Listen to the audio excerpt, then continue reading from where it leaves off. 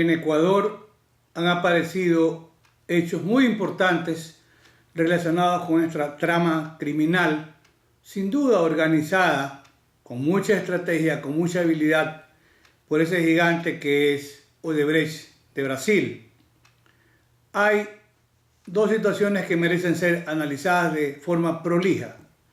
Y de paso, creemos, afirmamos, el Estado ecuatoriano no ha renunciado, ni suponemos tampoco que no existe acuerdo alguno para que el Estado ecuatoriano le haya ofrecido a Odebrecht que va a renunciar a que se le devuelva lo que ha sido cobrado como consecuencia de sobreprecios.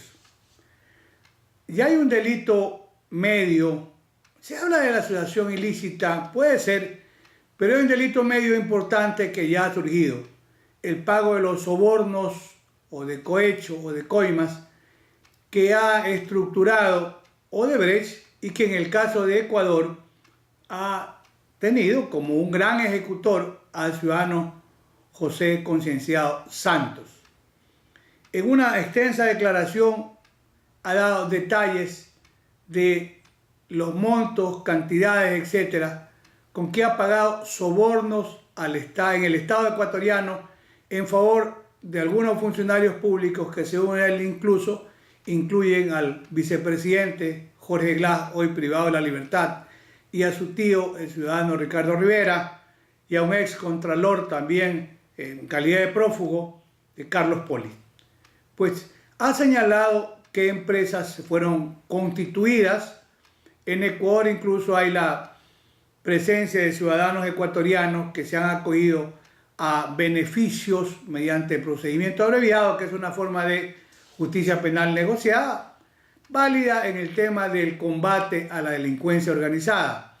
Y estos ciudadanos han servido de alguna manera como testaferros para que lleguen los dineros a sus beneficiarios de manera ilícita. Ya no hay duda del pago de sobornos o de cohecho, que es un delito.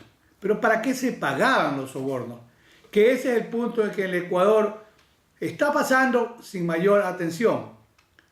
Como dice Odebrecht suscribe en Estados Unidos en diciembre del año 2016 bajo juramento un acuerdo de cooperación.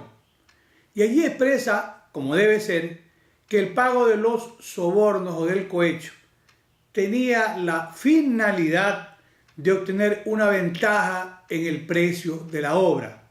Pero eso es lógico. ¿Cómo se obtenía el beneficio? Con un sobreprecio. ¿Y cómo se llegaba al sobreprecio? Pagando un soborno. Eso es lo que en el Ecuador no se ha determinado. Lamentablemente, al señor Concienciado Santos, por lo menos no sabemos, no se sabe públicamente, si la Fiscalía General del Estado le ha preguntado, que eso era obligación de la Fiscalía en este proceso de buscar la verdad histórica, a cuánto ascendió el monto del sobreprecio o porcentaje. En el Perú le llaman sobrecosto. Hay importantes investigaciones a las que hemos accedido y que están también en nuestras redes sociales ya subidas, donde se determina cuánto se pagó de soborno de cohecho en un contrato y a cuánto ascendió el beneficio, entre comillas, de manera ilícita con el sobreprecio. Es importante que en Ecuador se determine el monto de los sobreprecios en obras como la de Refinería del Pacífico, que hay aplanamiento de tierras y se afirma que se han invertido más de 1.500 millones de dólares. Esa solamente para mencionar una de las obras. Lo que ha cobrado Odebrecht en exceso debe ser devuelto al Estado ecuatoriano. Esa es una tarea conjunta tanto para la Fiscalía que investiga como para la Procuraduría General del Estado, que ya se ha convertido en parte en este proceso y esperemos que en los demás procesos. De suerte que ya el delito de cohecho o de soborno es el delito medio. ¿Para qué? Para llegar a un delito fin, que ha sido obtener de manera ilícita un sobreprecio. El monto de las ganancias ilícitas, según lo que se dice en el acuerdo de reparación suscrito en Estados Unidos, llegaba a más de 3.000 billones de dólares. Por eso es que en Estados Unidos se sanciona a Odebrecht, negociado, alrededor de 2.600 millones de dólares por concepto de multa. Entonces, Estados Unidos puso el buen ejemplo. En la región, al momento sabemos, en el Perú hay acuerdos reparatorios con multa de más de 200 millones de dólares. Lo mismo ha pasado en Panamá, lo mismo ha pasado en República Dominicana. En Ecuador hasta el momento hay un olvido e insistimos, no creemos que el Estado ecuatoriano haya renunciado a que Odebrecht le devuelva lo que ha cobrado en exceso por el sobreprecio. No era pues, un acto gratuito. Alguna vez se llegó a decir de una manera totalmente equivocada y por parte del propio expresidente que un pago de $1 millón salía como una suerte de gratificación de las ganancias de la empresa. Eso es una mentira. Y aquí hay un tema también importante. Hay que reconocer que en el momento de la responsabilidad, porque se dice mucho, no hay una prueba, no hay un documento que haya suscrito determinado funcionario público. Pero es que, ¿qué es el indicio para tener una claridad en lo que decimos? El indicio es el hecho cierto y probado. La suma de indicios permite armar un juicio de valor que se llama una presunción. Y a base de esa suma de indicios puede la Fiscalía, así como hace una formulación de cargos, hacer una acusación para un llamamiento a juicio. A base de esa presunción que también tiene que hacer el juez cuando va a resolver. Y hay un tema también aquí que merece ser apreciado. Hay responsabilidad porque el propio expresidente Rafael Correa le encarga el manejo de los sectores estratégicos al vicepresidente, o en su momento cuando era ministro de Estado.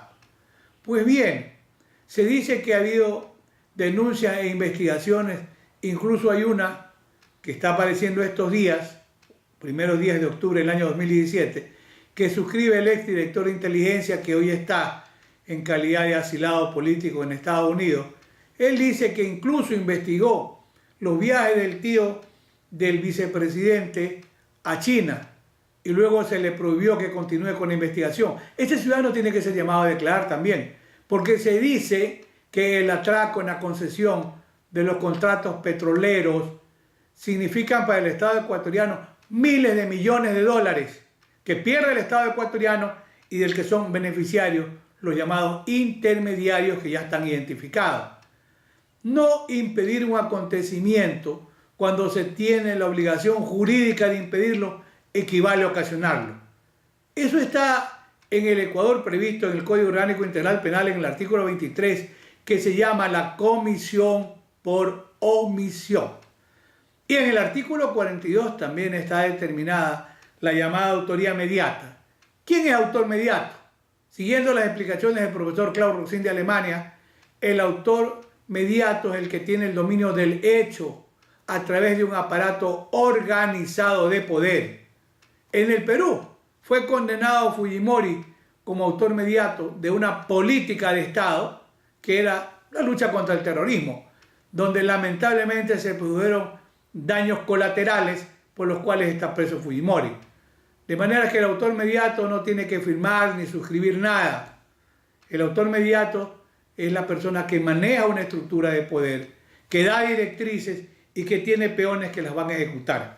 De suerte que incluso desde la concepción doctrinaria hasta el acervo probatorio van a servir en este proceso en que el Ecuador demanda que realmente se llegue a la verdad histórica de los hechos. Y tal vez un hecho muy importante en el que hay que recalcar. Odebrecht tiene que indemnizar y devolverle al Estado ecuatoriano aquello que significó sobreprecio en la obra pública. ¿Mediante qué mecanismo? Mediante el pago de sobornos que ya han sido aceptados.